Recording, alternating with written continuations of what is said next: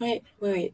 Alors, dans un trauma, enfin, face à une situation impactante, on va avoir les réactions normales de notre corps, hein, le fight or flight, donc le combattre ou fuir rapidement.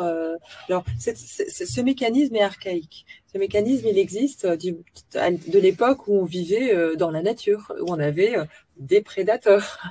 Et ce mécanisme s'enclenche quand on est dans une situation différente, où il y a un possible danger. Donc imaginez, vous êtes dans la forêt, on est en groupe, on est chasseurs-cueilleurs, tout d'un coup on entend un bruit, et tout le monde, toute la communauté va s'immobiliser pour entendre le bruit.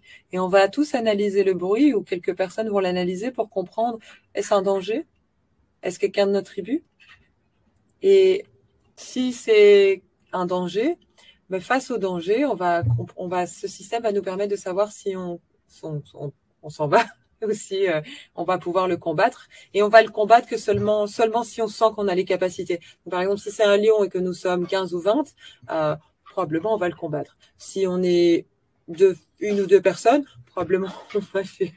Après, ça va dépendre des personnes. Peut-être qu'une personne se dit non, moi je peux battre le lion. Après, ça peut changer. Il y a aussi un mécanisme qui est celui le plus courant aujourd'hui, qui est celui du gel, qui est quand on ne sait pas si la menace est une réelle menace ou pas, et que l'événement est extrêmement surréel, inattendu. On va plus utiliser le troisième mécanisme qui est celui du gel.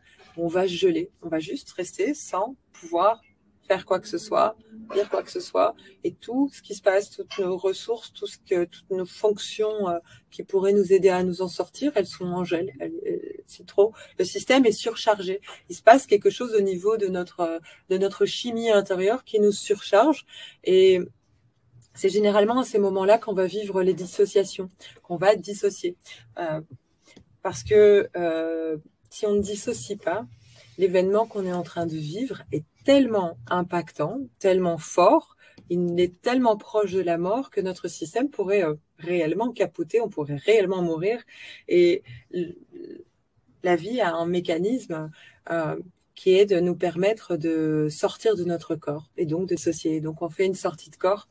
Alors, certaines personnes la vivent vraiment comme une sortie de corps, elles se voient flotter, d'autres vont dans des endroits, des recoins très isolés, souvent elles expriment c'est à l'intérieur d'elles-mêmes, et d'autres se voient à un autre endroit de la salle, donc voient la scène à un autre endroit.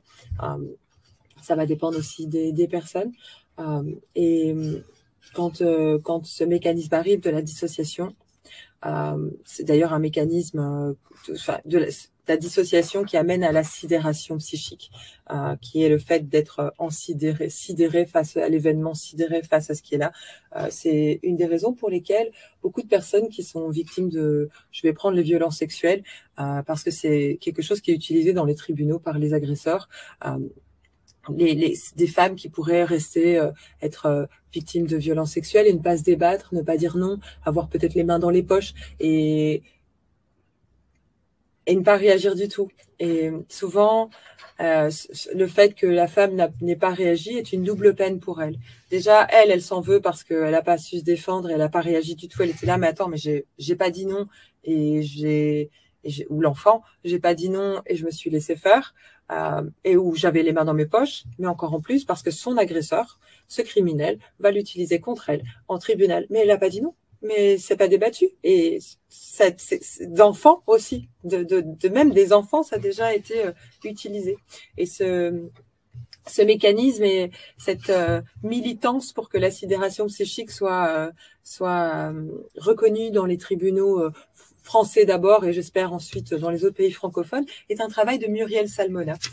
Très très chouette. Et franchement, petite gratitude pour ce travail qu'elle fait en France pour les victimes, parce que c'est vraiment très important qu'on ait conscience que si une personne ne répond pas, ne se débat pas, ne dit pas non, elle n'est pas consentante. Ça ne veut pas dire qu'elle est consentante, ça peut dire qu'elle est en sidération, qu'elle est gelée et elle n'a pas d'autres ressources, elle n'a pas de ressources utilisables à ce moment-là.